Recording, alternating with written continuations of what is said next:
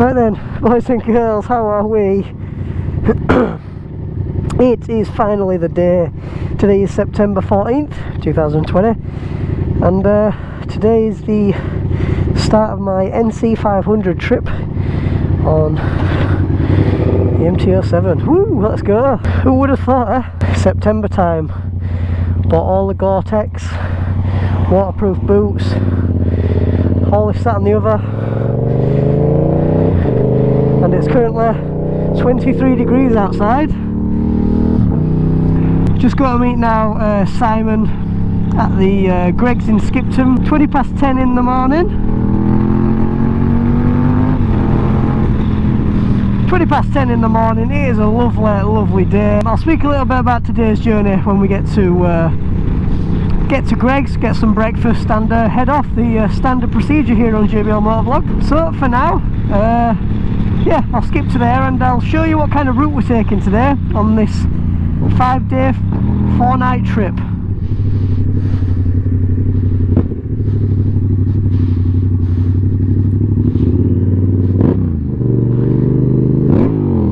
Oh yeah. Oh, he's got road 5. What? Is that where you've been? Only time they picked me in. Can you tell the difference already yet? I noticed straight away, like, it just seems to be so much more. I think it's good, one, because it's a new tyre as well though, but banging, right, wow. Well, I'm just quickly grab some snap because I haven't had any breakfast. So then, today's route, we're staying tonight, we're camping tonight, the first night, in the Loch Lomond National Park. There you go, 6-hour trip today. Let's have a little look at the route overview then. So, all the way up at the A65 from where we are now, up onto the M6 for quite a big stretch. We was going to go through the centre of Glasgow, but we'll go around it. And then we'll just have a little ride through the Loch Lomond National Park just to round it off. So quite a chill day, to be honest. Today and the last day, just trying to get there and get back as quick as possible. I just like to get there. I've done all in between before, so yeah, that's today's ride. We are going from here to Glasgow to Pinlock, Inverarnon, and then back round to the Trossachs Holiday Park. So yeah, let's get going. What we decided to do is, so it's going to take 6.5 hours to get there with the route we originally planned. So what we're planning on doing, because we're camping, is if we get up there in 4 hours, straight up the motorway, get the tent set up, and then just head out for a little ride tonight around Loch Lomond and just explore that way without all the luggage on the bike. So that's our plan for today. So yeah, as for now, I'll show a little bit of motorway up there, and then when we get there, we'll get the tent up, we'll get up there, and then we'll go explore some of Loch Lomond.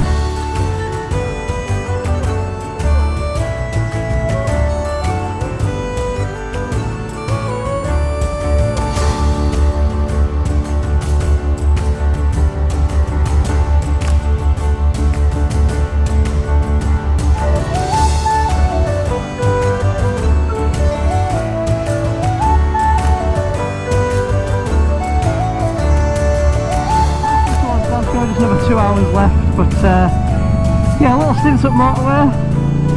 Quite a capable bike, to be honest, the MT-07. Just the only downside of it is the seat kind of makes your backside go a bit numb, but engine wise it'll sit at 70 all day long with the wind protection on, so very, very comfortable at the minute. So yeah, Gretna Green, just missed the Scotland sign. I think Simon got it on here, so if I've got the footage I'll have a look. But yeah, back onto the motorway for another 2 hours, boys and girls, and then we'll be at the campsite, get it set up, and go explore the Loch Lomond National Park.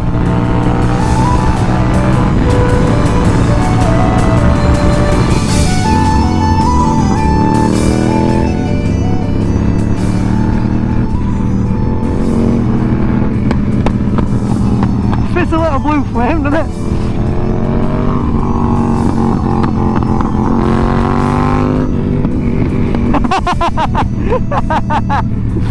Oh yeah.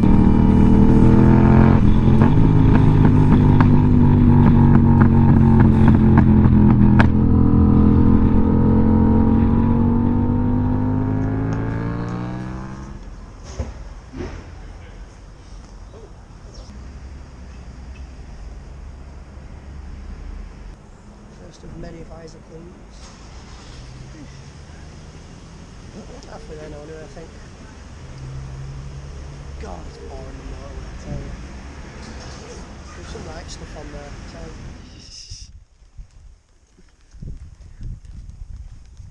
Oh, let's do this last little stint. I think it's the motorway that's killed us off today. What? I think it's the motorway that's killed us off. The bike's quite vibey as well, isn't it? Yeah, even when it's in smooth bit, it's still... Let's see if my arse can handle another half an hour. That's what she said. 20 minutes, not bad, is it? Welcome to Strathblane.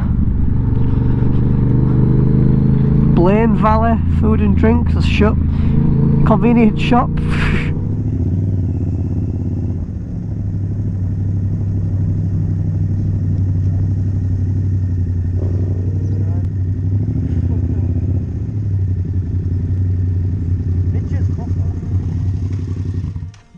Is there a shopping?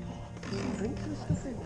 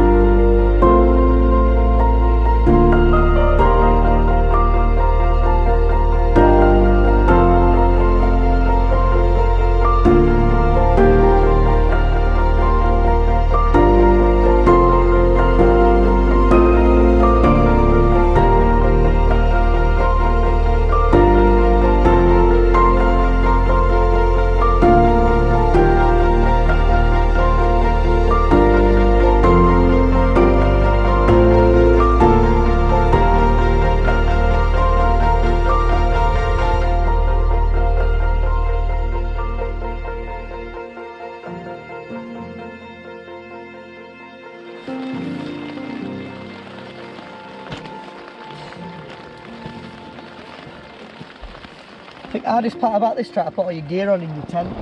Yeah, I can stand cold, man. But I can like stand up outside. there we go. Okay, hold on, it's like I'm making some sort of weird film. Oh.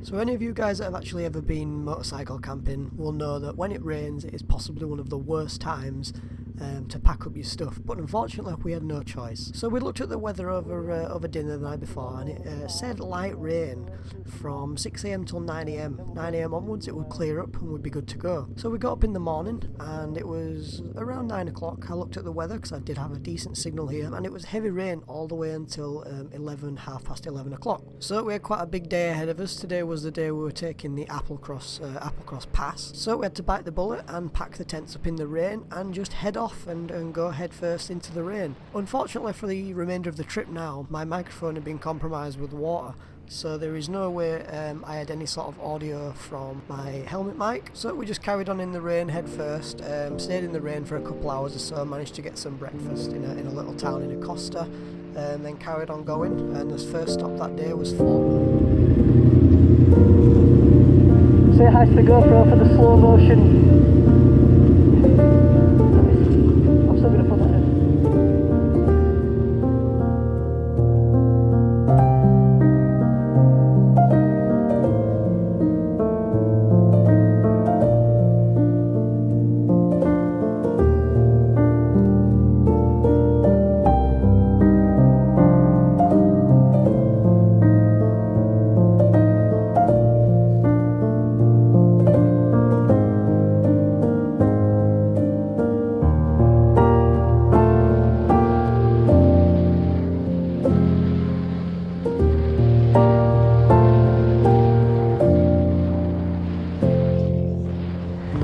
be 2 seconds, I just want to get a photo of that. I can't not. It's like glass. Oh fuck, look at this. Jesus Christ.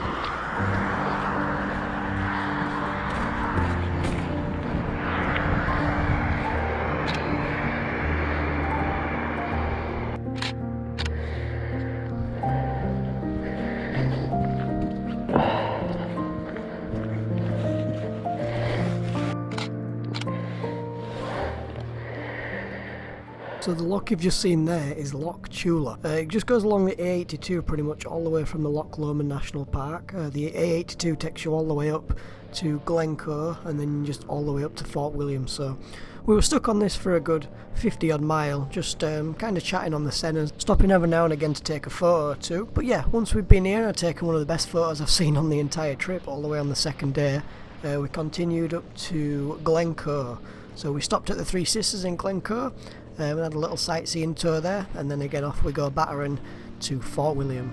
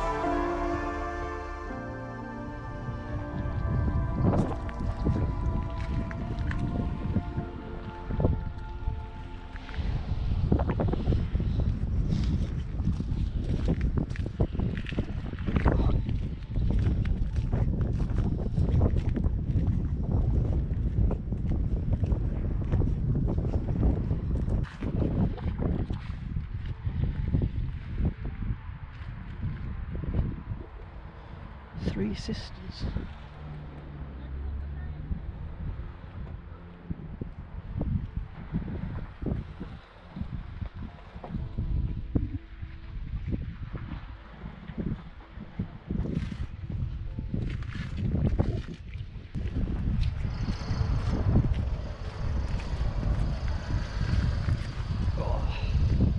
It's over half an hour to Fort William, so luggage is holding up alright though. Oh, look at that. Ow! It's my screen that. Oh, look at back at 10. Fuck up mine then. Right, let's get going. We're going to Bunbury first, and then we're going to Isle of Skye, and then we're heading across anti-clockwise. There's 2 people we've met today that are going to Isle of Skye. Yeah. But I've been told to only go there 2 days from the people who live there. Yeah. They said if it rains, there's nothing to do. No, there's nothing to see either if it rains. At home. We've had people going, oh, it's a heat wave. We're going, oh, shut up. Yeah, we were on about that. Where is it? Oh, let me stay safe anyway. You too, thank you. Oh, will you plug me in? Oh, you're recording.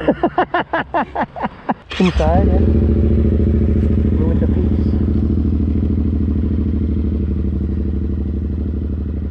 So after a quick stop in Fort William, we saw another fuel station. Now we didn't really plan any fuel stops on the route, so the rule we went by was, if we ever saw a fuel station, we'd basically just pull in and try top us tanks up, so we didn't want to get caught up there without any fuel.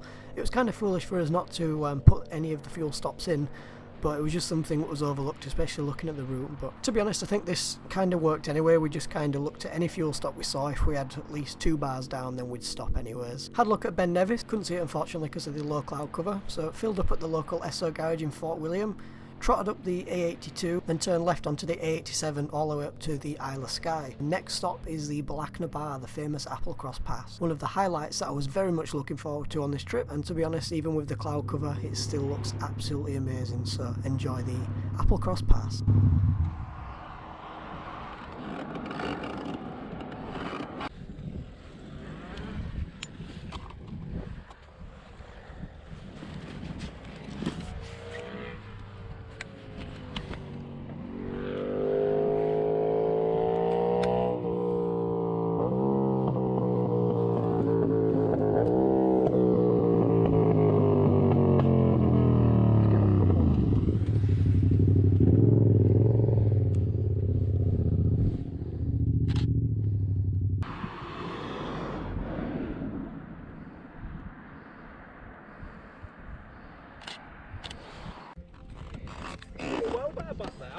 Stop down there. I was having too much fun, mate, honestly.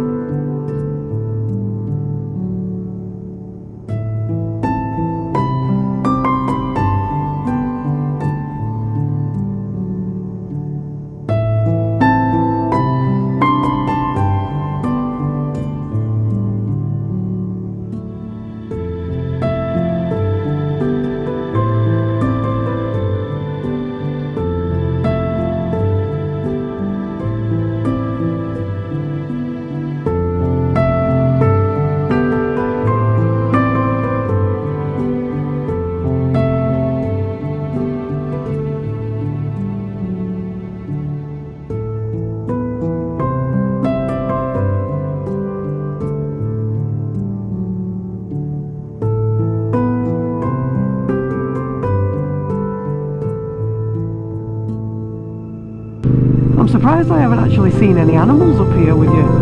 To be honest with you, I haven't, no cows or anything up here.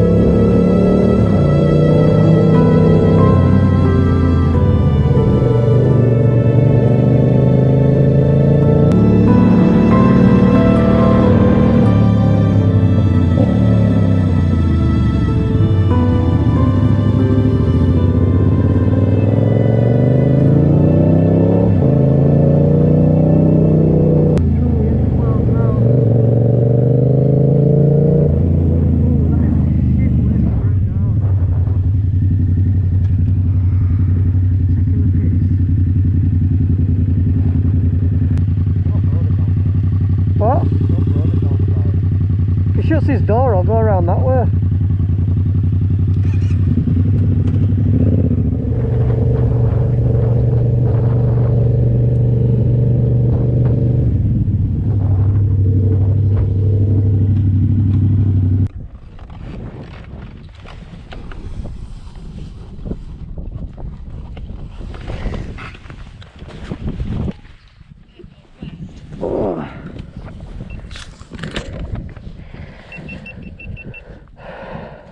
Think to that?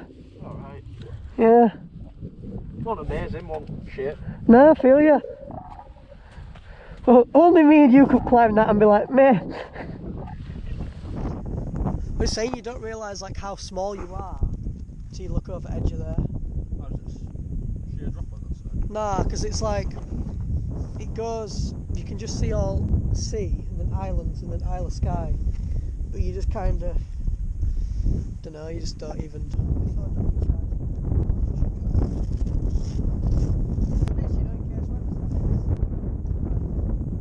Oh, that's better.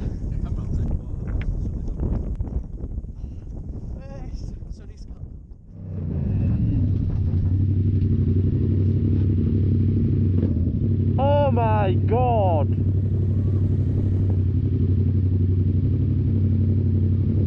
Wow! Wow! Yeah! That looks like an opening to heaven. Go on then. Yeah.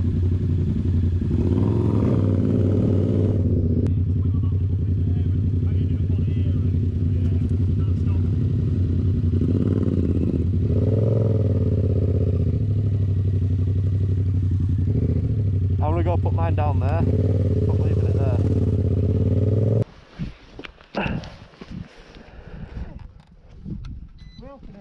Yeah. Just lift it and drag it get it around. off Lift the it slope. up this way. Yeah, get the back end off the slope. Somebody needs to grab that front brake. I'm going to try my best to grab the front Or as you well. want to grab the... Go on. Right. Another 1, 2, 3. Backwards. 2. Okay. 1, 2. 1, 2, 3. I got the front end. I'm going to twist. Twist. Yay. There isn't a piece of fucking damage on it. Yeah? It is now. It is. Put it. Come on, John boy. Just get on it, mate. Oh, see you in a bit, guys. See you later. Fucking good yolks of fun. Take care, boys. So then, boys and girls, how are we doing? Here we are in, I think we're in, let's have a look what this place is called. Alt Bayer, I do believe it's called, just outside of Ullapool. But yeah, today, I've got to be really quiet because we're in a B&B, so it's a lady's house. Super lovely lady though. Nice double room, kettleware, internet access, hot shower. And then in the morning, she's cooking breakfast in her own kitchen for us, and then there's 2 people at the other side as well, so super generous, lovely lady. But yeah, so Alt Bayer I think we're in today. I think today we've done about 280 odd miles. It was a long day, 7 hours, 8 hours riding, bit of rain, a few of the stuff's wet, especially stuff like the sleeping bag, we had to air that out. The dry bag's held up, obviously the RUKKA's held up, but yeah, apart from everything else it seems okay. Tomorrow night we wild camp, so it was nice to have a hot shower and stuff tonight. But yeah, hot shower, and yeah, just gonna have a brew, some Jaffa cakes, and then we're off to bed, up for breakfast, and away we go again. So yeah, boys and girls, hope you're enjoying the series so far, because up to Preston it's been a really good journey. But not tomorrow, the day after's John O'Groat, so tomorrow we head up from here, up Ullapool. I'll show you the route in the morning on the phone like I usually do. Up Ullapool, up the side up to a place called, up to Scowrey, all the way up to Durnest, Tong, and then we wild camp at Strathy Point Lighthouse. So yeah, it's going to be a clear night tomorrow, so it should be quite dry. But tomorrow night, if the stars are nice and clear, if the sky's nice and clear, then we'll be able to see some northern lights, because we are right at the top of Scotland, so might leave the GoPro out on a time lapse. But anyway guys, second day in, 500 odd miles now, so yeah, checking out this one. I'll see you in the next one.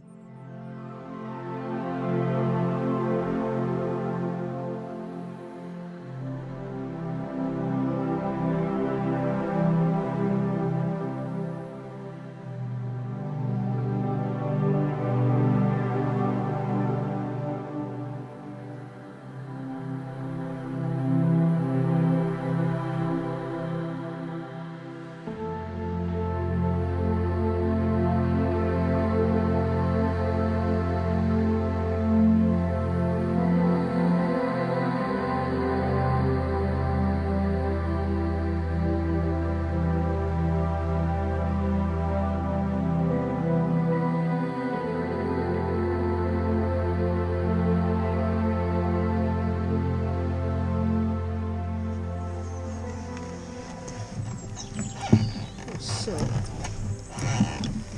today we're heading from where we are now, which is called 9:15, and today's route we are heading up to Clash-Nessy at the side.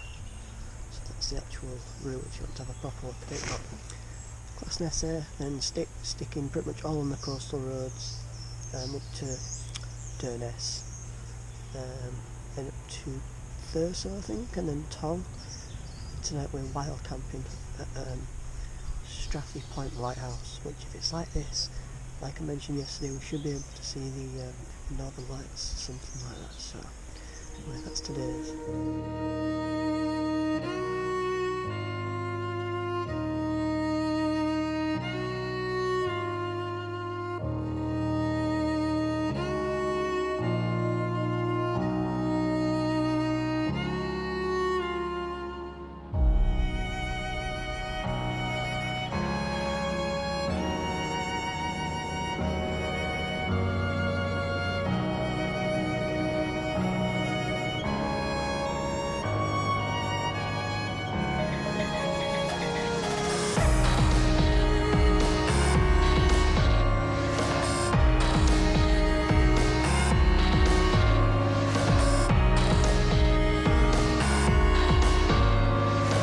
It's acting like a bitch today, it's alright.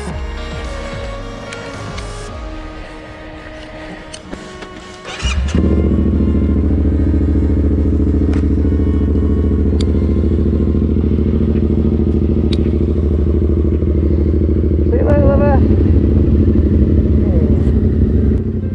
So this morning we managed to get up nice and early, and we left the bed and breakfast in a place called Altbayer. We had a lovely stay, booked on Airbnb, and we stayed with a lovely lady called Zida. It was a lovely little B&B. I think we paid about $50 for the night, so that was £25 each. Lovely little stay. She made us breakfast right on the coast. You could see out a lovely sight in the morning. She's a lovely friendly person. Nice shower, warm bed, all that sort of good stuff you need after a long day's ride. Also, it had Wi-Fi access. It was nice to have a bit of Wi-Fi signal as well, especially catching up on some YouTube and replying to a few comments and stuff like that. We were up nice and early, left Altbayer for about 9:30, but from the day before when we had poor weather, we checked the weather this morning, another reason to have Wi-Fi, and it looked like we were forecast sunshine on the entire route all day long. Headed off out of Altbayer, all the way up the A832, coming up on the actual NC500 tourist route now. So we're finally on the route the third day in. So the A832 took us up the west coast, and like I say, we're finally on the actual tourist route. And let me tell you, there were some absolutely beautiful sights to be seen that morning. Some sights that you wouldn't have seen if the weather was like it was the day before. For example, you see on the video where you could see the clouds on the top of the mountains, and visibility were unbelievably clear. You could see all the way out to sea looking at the cargo ships and stuff. So like I said, we got a nice early start, but it was soon cut short by a traffic incident that happened just on the way into Ullapool. Now we were both running low on fuel at this point, so we had to stop, turn his engine off, and we had to wait a good 25 to 30 minutes just sat there in traffic with the bikes just sat in gear turned off. Now we couldn't filter to the front because it was a traffic road collision, so out of respect to those who had had their accident, we didn't filter. And there were a few people that, you know, kind of shot past us, but yeah, kind of held us behind half an hour. And then we got some fuel in Ullapool at a Tesco, got chatting to a lovely local who recommended some sites, but also give us some advice for further up north. Then we headed off up to Scourie Moor, hitting one of the best roads on the trip so far, the B869. So yeah, I'll leave you with the footage of this.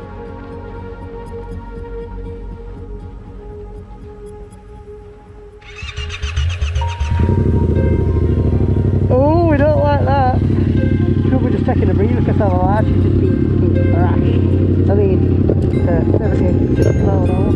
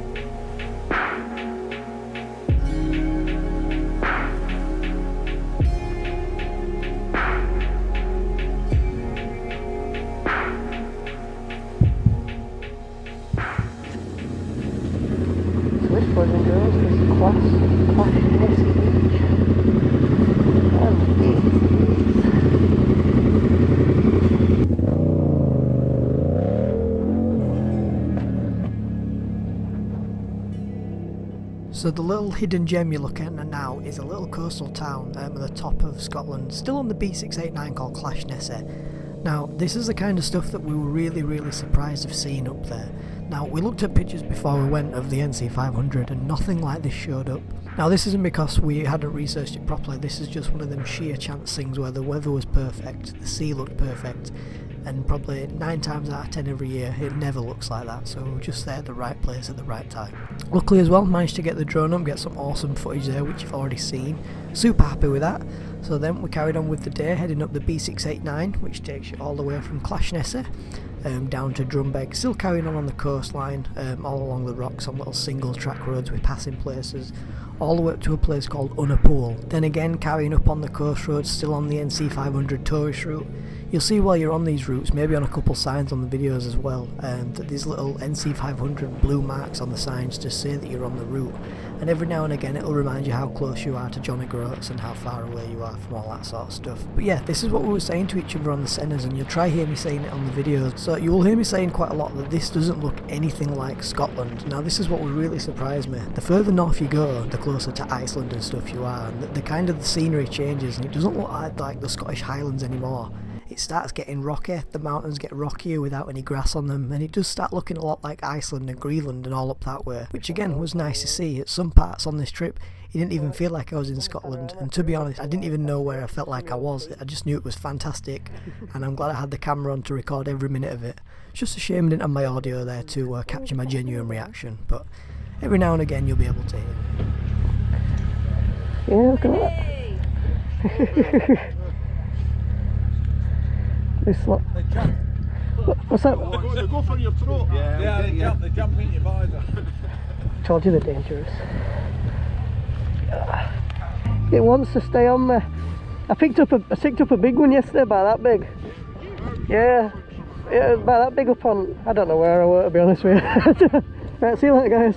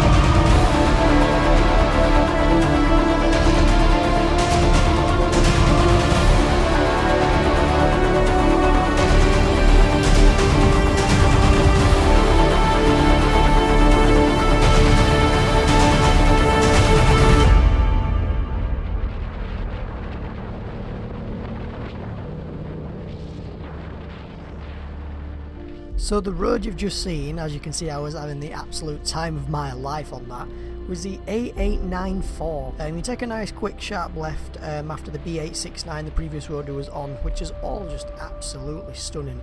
So you take a nice left and you're taken down this lovely road into Unapool, and then you get to go down across the Kalix Bridge. Now I've probably butchered that, but that road is probably, I'm going to say, the best left-hander I've ever taken on a bike. You come out from a nice right hander, you see all the bridge, you can see right high down. I'll see if I can put some photos on screen of the bridge from other people doing it. I think if you go on Google and Google the bridge, there's a nice panorama of a 360 photograph from a drone up in the air, and you can see a proper nice look at that.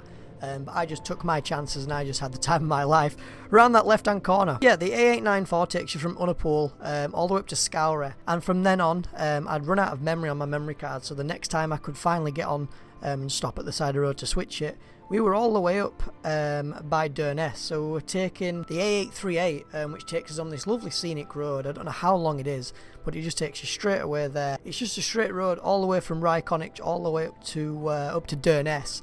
And yeah, we stopped on there and I got the drone out and it was absolutely perfect conditions. So boys and girls, enjoy this.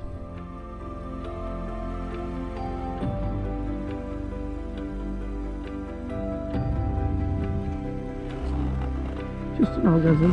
Just one.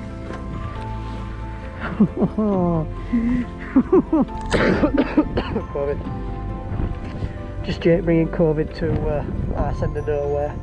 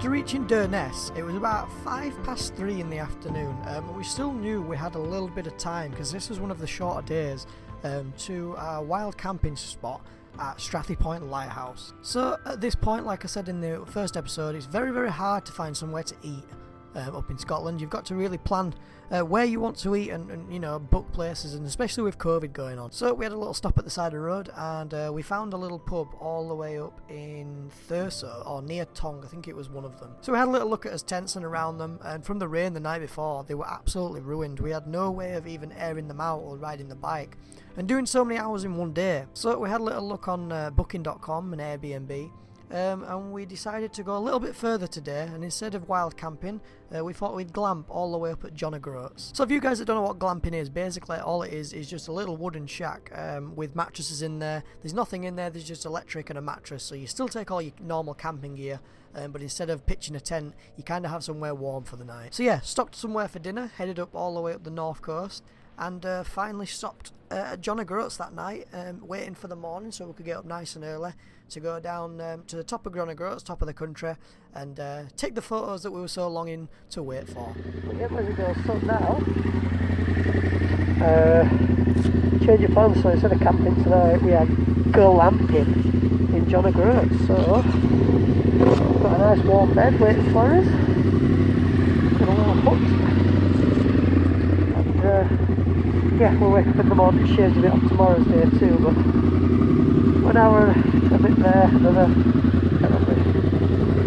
50 miles, so we should be there just before sundown. For now, boys and girls, just enjoy the lovely ride on the north coast of Scotland in the lovely sunset.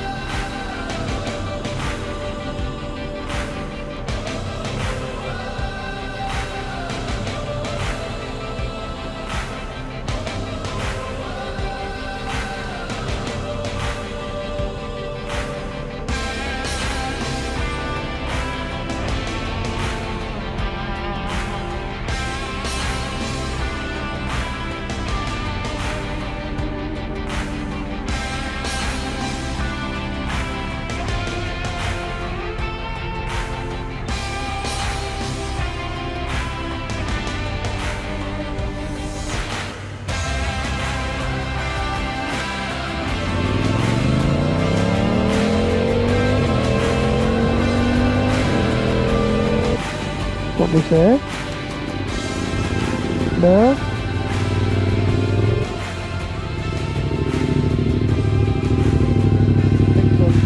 Where is it?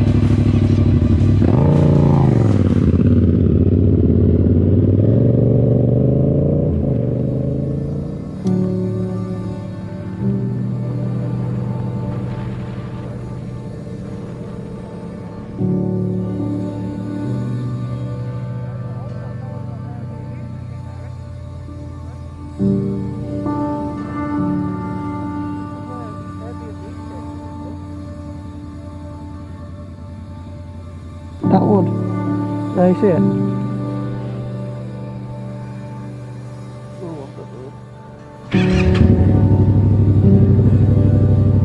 It's that house there, might be in his back garden, fuck knows.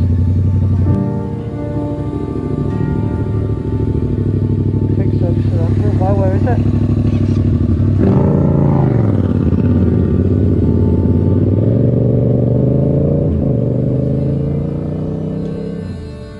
So this is a little glamping pod for the night, just at the top of John O'Groats, just by the hotel. So yeah, all it basically is just a little wooden shack with electric and some plugs and a heater. So it's kind of like camping, but you don't get anything on the beds and stuff. You've still got to bring your own sleeping bag and pillow and stuff. But yeah, it's just nice after a long day to have at least somewhere warm. Today we're heading down to John O'Groats, just down the road down there, to go to the top of country, and then we head off down the east coast today. But I'm not too familiar with the route, so we'll just have to wait for that one to come on. But for now, let's go to John O'Groats, the reason why we came up here. Well, boys and girls, that's where we were staying last night, and there's John O'Groats, the end of the inland.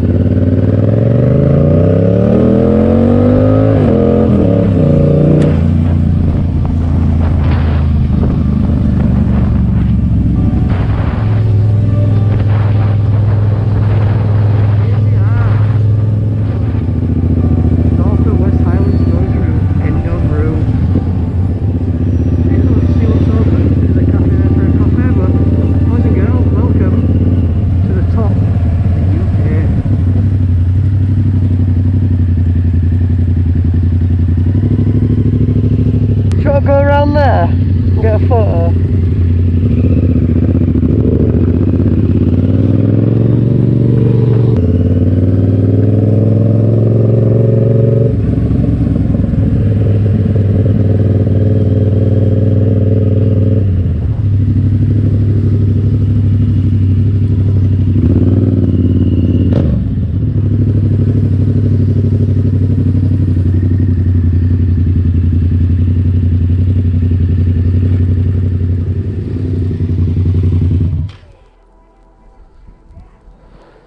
We made it.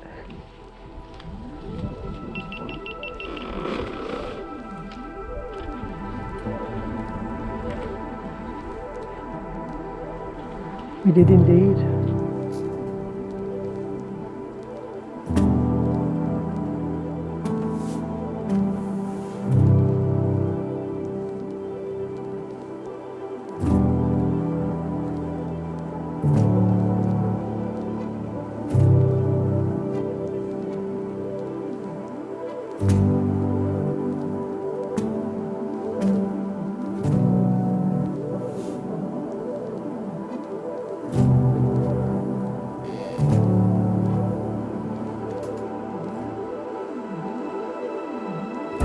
Islands. Orkney, I think, over that way. Over there by Orkney, that's where you get to see the Northern Lights.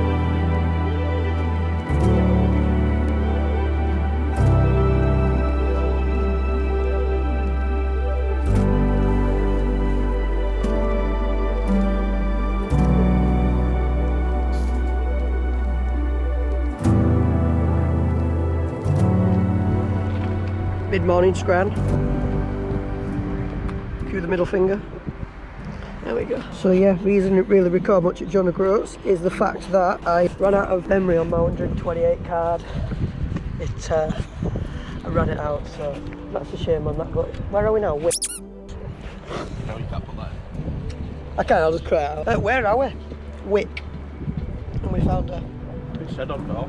massive Tesco, which I managed to get a new card from. But I wasn't really planning on getting another card, but here I am. A bit of breakfast, and I think it's 4 hour till Inverness. But also, I think we're crossing the bridge today anyway, so yeah, but anyway, onwards and upwards. So then today's route is all the way, all the way down the east coast. Well, we've seen some pretty sick sights. We're pretty much on the A9 all day, across the Inverness Bridge. I know it's got a name, it's not too sure. So through the centre of Inverness, first stop is, I don't know what it's called. And then yeah, we're just staying at another B&B tonight and then home tomorrow. But when we just got this road now all the way down the east coast, should be a beautiful coast road, a lot like yesterday. So yeah, we'll see some beautiful sights, boys and girls.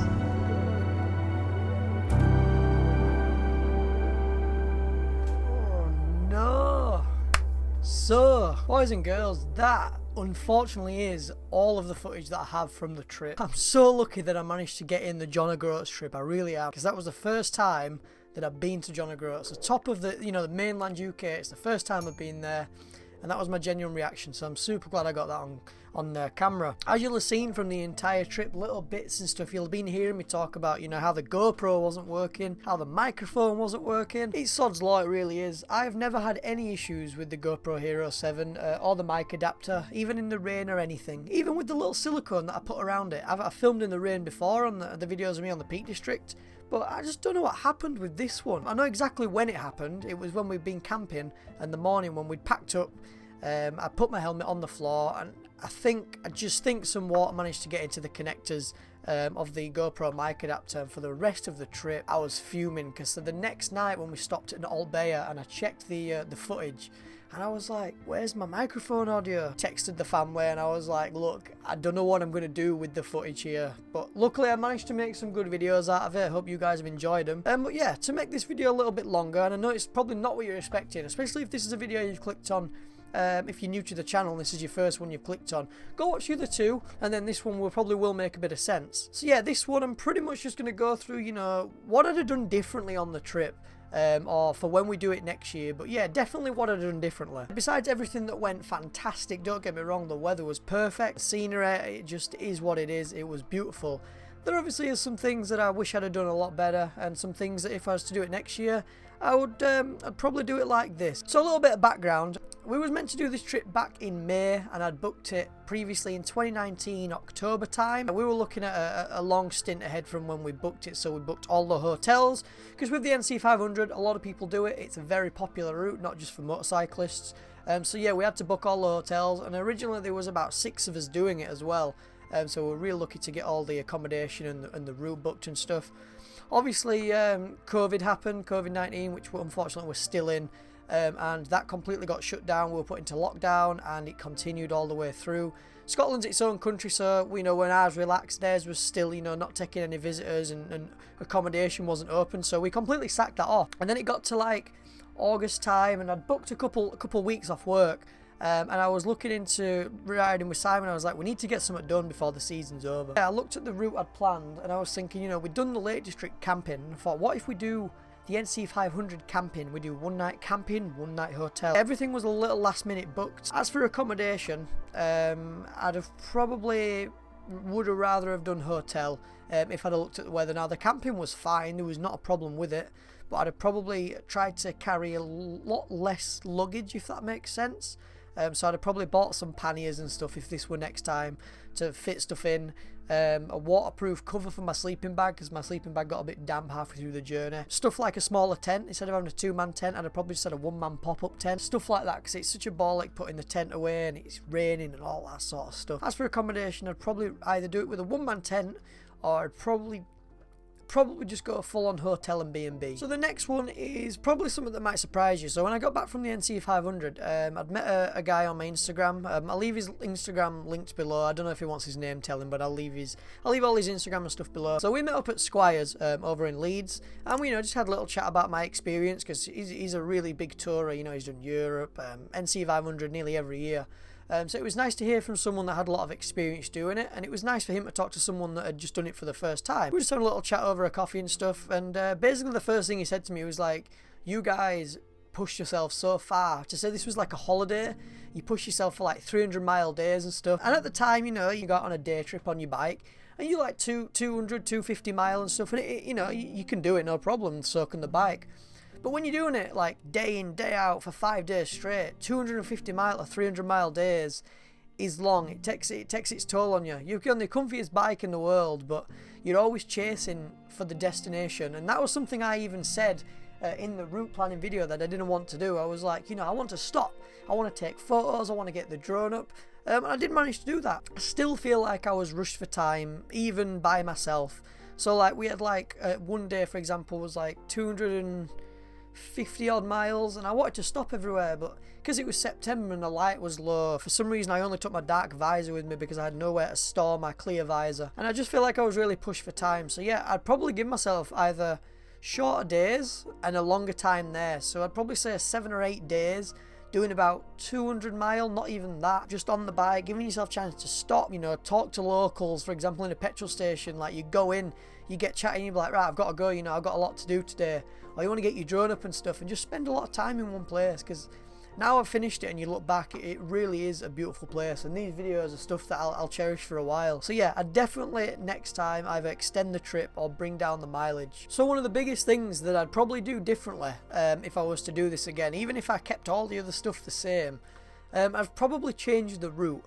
So as you guys know, the usual NC500 starts from Inverness, goes all the way around from west to north, east, and back down through Inverness.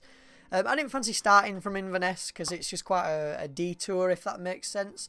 So if you want to go back and watch the video again where I talk about the route and stuff, basically how we did it. We come up the west coast of the UK, just past the Lake District, through Glasgow into Loch Lomond, and then we went west to north to east, and then back down through Inverness, through Edinburgh and all that. Through the Dales, or basically I think I went down the M6, to be honest with you, all the way back to West Yorkshire, where I'm from. And the one thing that I'd have done differently is I'd have gone the other way. So you hear a lot about this. I think we was having a meal one night in a restaurant, and we could hear a guy talking about how he does this all the time in his van, and he says, you know, a lot of people do it the way we did it, but he was like, the reason you do it the other way is because you get all the scenery is on the west side. The west and the north coast is basically where all the good stuff is. The east coast, I think that road was just called the A6, I think, and that was basically the last day, what you've basically missed. So you'll see footage of it now, but that last day just consisted of us going from John O'Groats down the A6. The northeast was lovely. It was nice and rocking. Like I say in the videos, you could see out to sea. You could see all the oil tankers and all the oil rigs because it was a lovely clear day. But then, you know, you get past all the lovely roads, and you get back onto like civilization, if you will, and it's just average speed check for like 160 miles all the way down from the north through Inverness. It wasn't uncomfortable, it was just boring because you just had to keep a constant eye on your speed because of the cameras all the time. The scenery was nice, don't get me wrong, this is why I'm saying doing it the other way, but compared to the other side of the country on the west side, it just didn't compare at all. If you went up that way, you know, you'd ease yourself into it, you'd reach John O'Groats maybe on the 2nd or 3rd day, and then the way you'd come back down is you'd end on a high. You'd come all the way down through the mountains, Applecross Pass the other way. I'd just definitely do it the other way. That's just one thing I would do differently. Or to be honest with you, I'd probably cut out the east coast and go through the centre.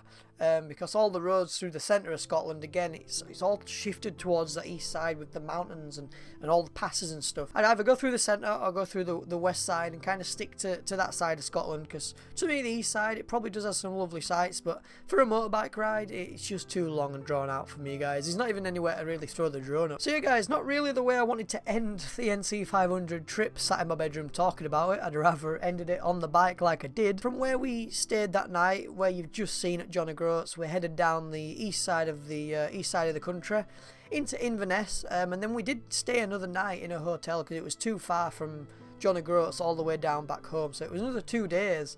But I'd lost a lot of memory on my GoPro. My GoPro had cut out on me, and a lot of times you'll see on the footage I'd actually switched my GoPro to the wide angle, not the super wide, just for the vlogging parts I did. But because I was so held up with time and rushing around. I never switched it back to super view. But boys and girls, I hope you did enjoy it. The rest of the pictures I will obviously leave at the end of this video. But yeah, if you did enjoy it or you are brand new, go right back to the start. Go from the route video. I'll put it in a playlist. The route planning video to episode 1 to 2, and then finally finishing on this one. But if you got this far, I know a lot of you guys really did enjoy this one, so I really do thank you for watching it and sticking by it. Hopefully when COVID and life turns back to normal, we can get out there next year and do some nice tours. One more time, a big thank you for watching. Hope you enjoyed it. Leave a like on the video, share this playlist or video or whatever out there. You guys that are planning on doing the NC500, show your mates, show the guys who you're going with, show them what you're missing. So I hope I captured it as it was. So boys and girls, like I always say, ride safe, stay safe, and yeah, this has been GRMoto vlogging, and I'm out. Peace.